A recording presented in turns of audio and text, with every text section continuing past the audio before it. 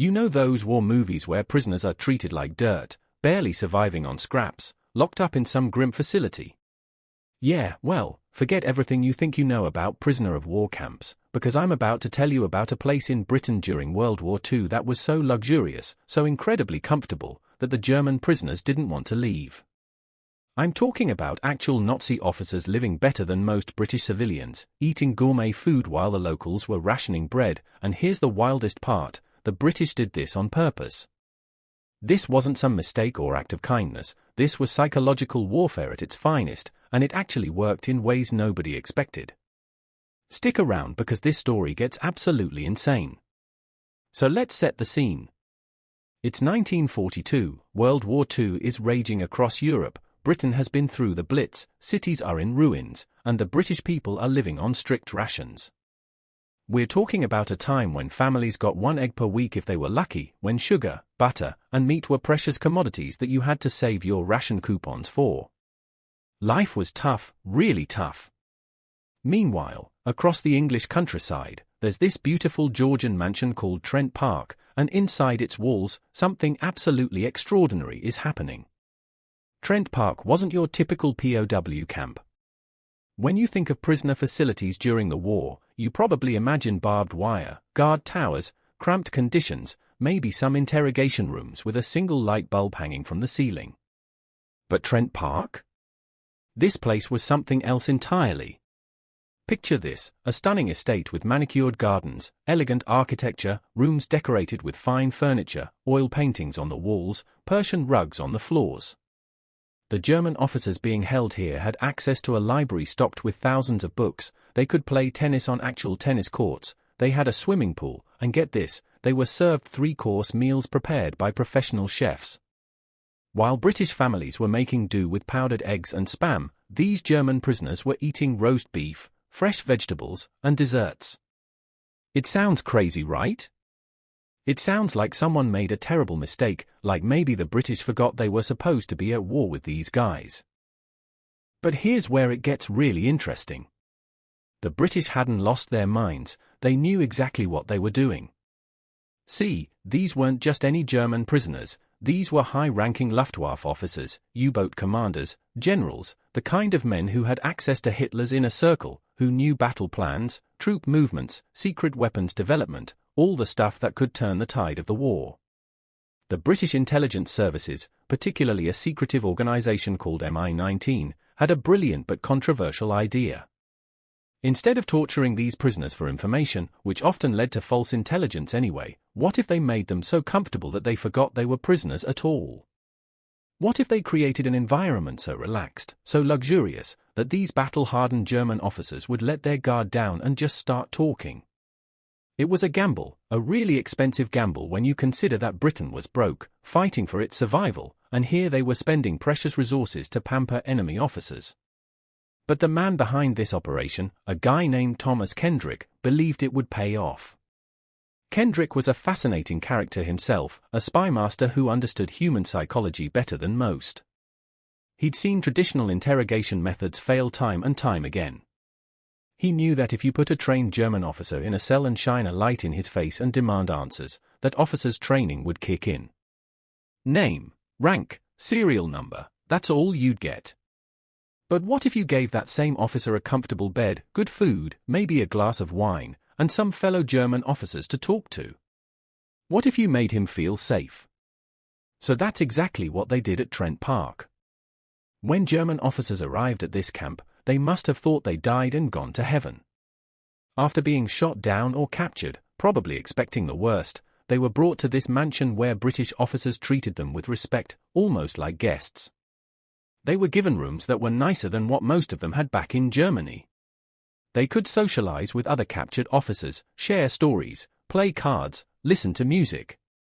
There was even a room set up like a German officer's mess hall, complete with appropriate decorations.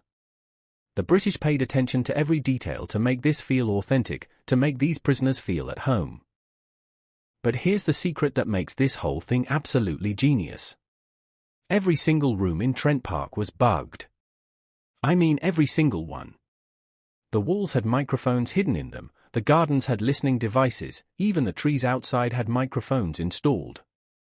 There was a team of intelligence officers, many of them German-speaking refugees who had fled Nazi Germany, sitting in a secret listening post transcribing every conversation 24/7. These weren't just random eavesdroppers either, these were trained intelligence analysts who could recognize when someone was dropping important information, even if it seemed casual. The prisoners had no idea. Why would they? They were in this beautiful mansion, they were comfortable, well-fed, and surrounded by their fellow German officers. There were British guards around, sure, but they kept their distance, they weren't obviously listening in on conversations. So these German officers, after weeks or months of being in this relaxed environment, started to talk. And boy did they talk. They would brag to each other about missions they'd flown, about new technology they'd seen, about Hitler's plans, about their commanders' strategies. They would gossip about other officers, share rumors they'd heard, discuss the morale of German troops. All of this was pure gold for British intelligence. One of the most incredible things they discovered through Trent Park was information about the V2 rocket program. For those who don't know, the V2 was a terrifying weapon, the world's first long-range guided ballistic missile. The Germans were developing this thing in secret, and if they'd been able to deploy it en masse earlier in the war, it could have been devastating for Britain. But because of conversations overheard at Trent Park, British intelligence learned about the location of the testing facility at Peenemünde on the Baltic coast. This intelligence led to a massive RAF bombing raid in August 1943 that set the V2 program back significantly, possibly saving thousands of British lives. The prisoners at Trent Park also gave away information about U-boat tactics, about the locations of German military installations, about which German commanders were competent and which were incompetent, about morale problems within the German military. They talked about everything from grand strategy down to personal gossip, and all of it was valuable in some way. The intelligence gathered at Trent Park filled literally thousands of pages of transcripts, and military historians today still study these documents because they provide such an unfiltered look into the German military mindset during the war. Now you might be wondering, didn't any of these German officers suspect something? Well, some of them did. There were a few prisoners who were more cautious, who suspected that the whole setup was too good to be true. There's one incredible transcript where a German general warns his fellow prisoners to be careful what they say because the British might be listening. But then another officer basically laughs at him and says something like, "Look at this place, look at how well they're treating us, if they wanted information they'd be torturing us, not feeding us steak." And then that same officer who laughed went on to reveal details about German defensive positions. It's almost darkly funny how well the British plan worked. But here's where the story takes a really interesting ethical turn. What the British were doing at Trent Park wasn't technically against the Geneva Convention. They were treating the prisoners well, arguably better than the convention required. The prisoners weren't being tortured or abused, they were being pampered. But there's something deeply manipulative about it, isn't there? These German officers thought they were in a safe space, they thought their conversations were private, and the British were exploiting that false sense of security. Is that morally acceptable in wartime? It's a question that makes people uncomfortable even today. There's also the question of how the British public would have reacted if they'd known what was going on. Remember, this was all top secret during the war. The average British citizen struggling to feed their family on rations had no idea that German officers were living in luxury just miles away. If that information had leaked, there would have been outrage. People would have been furious that their tax money and their precious food supplies were being used to pamper the enemy. The British government kept Trent Park so secret that even most military personnel didn't know about it. The operation was kept classified for decades after the war ended. It wasn't until the documents were finally declassified in the 1990s and 2000s that historians could piece together the full story of what happened there. Let me tell you about some of the specific prisoners who spent time at Trent Park because their stories are fascinating. There was General Wilhelm Ritter von Thoma, who'd commanded German forces in North Africa under Rommel. Von Thoma was captured after the Battle of El Alamein, and when he arrived at Trent Park, he was initially quite reserved. But over time, as he settled into the comfortable routine, he started opening up. He provided detailed information about German armor tactics, about supply problems the Afrika Korps had faced, about disagreements between German commanders. He basically gave the British a masterclass in how the German military operated. Then there was Hans-Joachim Marseille. No wait, actually Marseille died in combat, but there were plenty of Luftwaffe aces at Trent Park who were just as interesting. These were men who'd shot down dozens of Allied planes, men who were heroes in Germany, and now they were sitting around in comfortable chairs, bragging to each other about their exploits, not realizing that every word was being recorded and analyzed. They discussed the capabilities and weaknesses of their aircraft, they'd talk about what they'd observed about British planes and tactics, they'd gossip about which Luftwaffe commanders were competent and which were idiots who got men killed. One particularly valuable prisoner was General Ludwig Cruel, another Afrika Korps commander who was captured in 1942. Cruel was a wealth of information, and he was also apparently quite chatty. The transcripts show him having long conversations with other prisoners about everything from tactical decisions in North Africa to his personal opinions about Hitler and the Nazi leadership. Some of the German officers at Trent Park were true believers in Nazism, but others were more pragmatic military men who had private doubts about Hitler's strategies. These kinds of insights helped British intelligence understand the fault lines within the German command structure. What's also fascinating is how the British used Trent Park as a tool for psychological profiling. They weren't just gathering tactical intelligence, they were learning how German officers thought, how they made decisions, what motivated them, what scared them. This kind of psychological intelligence became incredibly valuable as the war went on. It helped Allied commanders predict how German forces might react in certain situations, it helped diplomats understand how to negotiate with German representatives, and after the war, it helped Allied prosecutors at the Nuremberg trials understand the mindset of the Nazi military leadership. The daily routine at Trent Park was carefully orchestrated to maximize the chances of prisoners letting their guard down. The day would start with a proper breakfast, then prisoners had free time to read, exercise, or socialize. Lunch was a formal affair, often with multiple courses. Afternoons might involve sports, more reading, or organized activities. Evenings often featured dinner followed by music or cards. The British even allowed the prisoners to put on theatrical performances, and they provided them with materials to do so. Some prisoners spent their time painting or writing, and the British encouraged these activities because an occupied, content prisoner was more likely to talk freely. The guards at Trent Park were specially trained to be friendly but not intrusive. They were told to treat the prisoners with respect, to engage in small talk when appropriate, but never to ask direct questions about military matters. The idea was to create an atmosphere where the prisoners felt so safe that they would reveal information to each other, not to their captors. It was a subtle but crucial distinction. The guards were there to maintain security and to keep the prisoners comfortable, but the real intelligence gathering was happening through the hidden microphones. Now let's talk about the listening operation itself because it was incredibly sophisticated for its time. The microphones hidden throughout Trent Park were connected to a secret listening post where teams of monitors worked in shifts around the clock.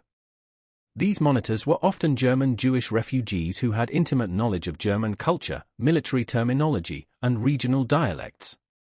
They could understand not just what was being said, but the context and significance of it. When they heard something important, they would flag it for further analysis. Some conversations were transcribed in full, others were summarized, and the most significant intelligence was rushed to military commanders who could act on it immediately. The technology involved was cutting edge for the 1940s. Installing microphones that were sensitive enough to pick up conversations but hidden well enough not to be discovered required serious engineering skill. The listening post had to be soundproofed so the prisoners couldn't hear the activity going on there. The whole operation required coordination between multiple branches of British intelligence, the military, and even civilians who were brought in for their expertise. It was a massive undertaking that required constant maintenance and vigilance. There were some close calls where prisoners nearly discovered the bugging operation. There are reports of prisoners joking about whether the rooms might be bugged, and in at least one case, a prisoner started searching his room looking for hidden microphones. Fortunately for the British, the installations were well concealed enough that he didn't find anything, but it must have been a tense moment for the people running the operation. If the prisoners had discovered they were being listened to, the whole operation would have been blown, and the British would have lost one of their most valuable intelligence sources. As the war progressed and it became clear that Germany was going to lose, the mood at Trent Park changed. Some prisoners became depressed, realizing that everything they'd fought for was crumbling. Others became more talkative, perhaps because they felt the need to justify their actions or to distance themselves from the Nazi regime now that it was falling apart. The transcripts from the later years of the war show prisoners grappling with the reality of Germany's defeat, discussing what would happen to them after the war, and sometimes expressing regret or trying to reframe their involvement in Nazi atrocities. This brings up another dark aspect of Trent Park. Some of the prisoners held there weren't just military officers, they were men who had knowledge of or involvement in war crimes. The comfortable environment of Trent Park sometimes led these men to speak casually about atrocities they'd witnessed or participated in.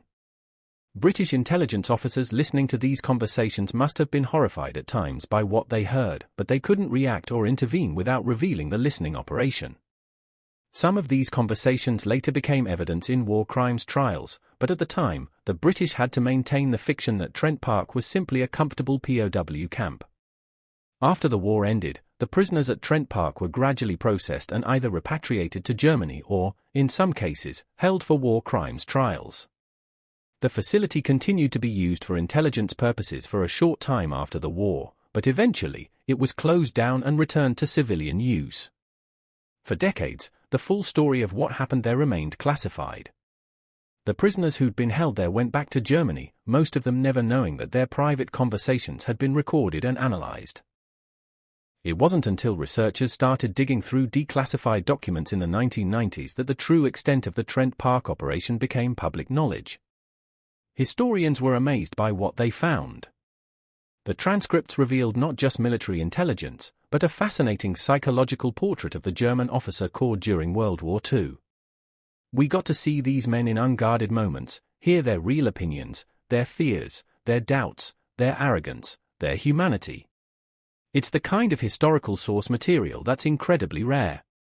Today, Trent Park is part of Middlesex University, and most people who walk through its grounds have no idea about its incredible wartime history. There are no plaques commemorating the intelligence operation that took place there, no museum exhibits about the German prisoners who lived in luxury while being secretly recorded. It's just another beautiful historic building in the English countryside, but knowing what happened there during those crucial war years gives it a haunting quality. So what's the legacy of Trent Park? Well, it demonstrated that psychological intelligence gathering could be just as effective, if not more effective, than traditional interrogation methods. The techniques developed there influenced how intelligence services operated for decades afterward. The idea that you could gain more information by making someone comfortable than by making them uncomfortable became a cornerstone of modern intelligence work. Of course, intelligence agencies also learned from the limitations of the Trent Park approach. It required massive resources, it only worked on certain types of prisoners, and it required perfect operational security to be effective. There's also a broader lesson here about the nature of warfare and ethics. Trent Park existed in this weird moral grey area. Nobody was being physically harmed, in fact, the prisoners were being treated exceptionally well. But they were being manipulated, their trust was being exploited, and the information they unknowingly provided may have led to the deaths of their countrymen. Is that better or worse than physical torture? Most people would say it's better, that anything is preferable to torture, but it's still fundamentally an act of deception and manipulation. The British justified it by saying they were at war, that gathering intelligence could save Allied lives, and that they were treating the prisoners far better than German POW camps treated Allied prisoners. All of that is true, but it doesn't completely resolve the ethical questions. What's really interesting is how the German officers who were held at Trent Park reacted when they eventually learned they'd been bugged. Most of them found out decades after the war when historians started publishing information about the operation. Some were angry, feeling betrayed by the hospitality they'd been shown. Others were apparently impressed by the cleverness of the British scheme. A few admitted that they'd suspected something but had convinced themselves they were being paranoid. There's something very human about that, the idea that even trained military officers could fall for the trap because the alternative, that they were being manipulated, was too uncomfortable to seriously consider. The story of Trent Park also highlights how different the Second World War was depending on where and when you experienced it. For the civilians being bombed in London or the soldiers fighting in the trenches, the war was hell, pure survival mode. But for these German officers at Trent Park, after they were captured, the war became this strange, surreal experience of comfort and luxury. They were in a bubble, removed from the death and destruction happening across Europe, living better than they probably ever had. And yet, they were still prisoners, their freedom was taken away, and they were being used as intelligence sources without their knowledge. It's such a strange contradiction. If you think about it, Trent Park was the ultimate long game. The British were willing to spend significant resources and endure potential public backlash if the operation was discovered because they understood that good intelligence could shorten the war and save lives. It required patience, because you couldn't just grab a prisoner and immediately get useful information. You had to build trust, create an environment, wait for the prisoners to settle in and let their guard down. Sometimes it took weeks or months before a prisoner would say something really valuable. But when they did, it made the whole operation worthwhile. There were other POW camps where the British used similar techniques, but Trent Park was the crown jewel of this intelligence operation. It had the highest-ranking prisoners, the most sophisticated bugging setup, and produced the most valuable intelligence. There was another facility called Latimer House that operated on similar principles, and the Americans had their own version of this approach at a place called Fort Hunt near Washington, D.C. But Trent Park remains the most famous example of this kind of psychological intelligence operation. One of the things that makes this story so compelling is that it challenges our assumptions about how intelligence work happens. We're used to seeing spy movies with dramatic interrogation scenes, with truth serums and elaborate mind games. But real intelligence work, at least in this case, was more about creating the right environment and then just listening. It was patient, methodical, and required a deep understanding of human psychology. The British basically hacked the social instincts of these German officers, their need to connect with fellow soldiers, to share experiences, to feel like part of a community. By fulfilling those needs, the British got the prisoners to voluntarily provide information they never would have given up under duress. The Trent Park operation also shows how warfare had evolved by World War II. It wasn't just about who had more tanks or planes or soldiers. It was about information, about knowing what your enemy was planning, about understanding their capabilities and intentions. Intelligence had always been important in warfare, but by the Second World War, it had become absolutely critical. Operations like Trent Park, along with code-breaking efforts like those at Bletchley Park, gave the Allies crucial advantages that helped them win the war. Looking back at this story now, more than 80 years after it happened, it's easy to judge it through a modern lens. We might think the British should have just asked the prisoners directly for information, or we might feel uncomfortable with the deception involved. But we have to remember the context. Britain was fighting for its survival against a regime that was committing genocide and threatening to conquer all of Europe. The stakes couldn't have been higher. In that context, running an operation like Trent Park, where prisoners were treated well and intelligence was gathered through observation rather than coercion, seems like one of the more ethical approaches available. What's absolutely clear is that Trent Park worked.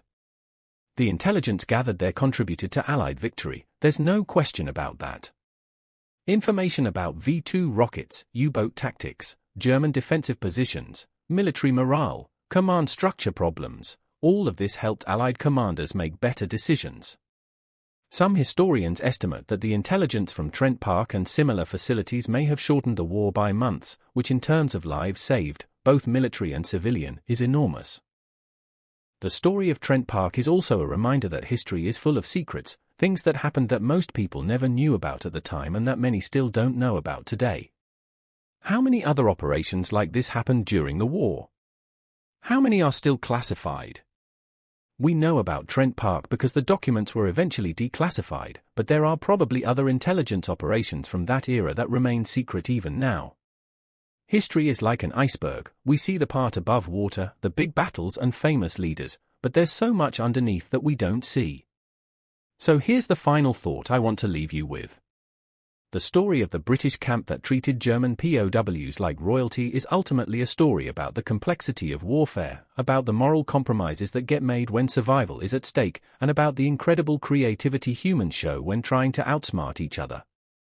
It's not a simple story with clear heroes and villains. The British were the good guys in the sense that they were fighting against Nazi tyranny, but they were also manipulating and deceiving their prisoners. The German officers were the enemy, but many of them were also just soldiers doing their jobs, and they were being exploited without their knowledge.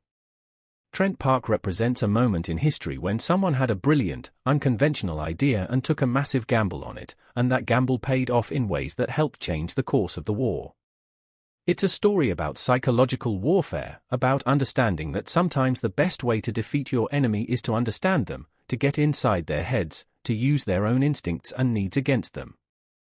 It's espionage without the drama, intelligence gathering without the violence, but it's no less fascinating for that. And maybe that's what makes this story so captivating. It defies our expectations of what a World War II story should be.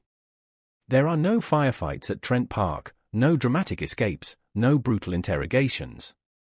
Instead, there are tennis matches and three-course meals and library books, and underneath it all, one of the most successful intelligence operations of the war. Sometimes truth really is stranger than fiction, and the story of Trent Park proves that sometimes being nice to your enemies is the most devastating thing you can do to them.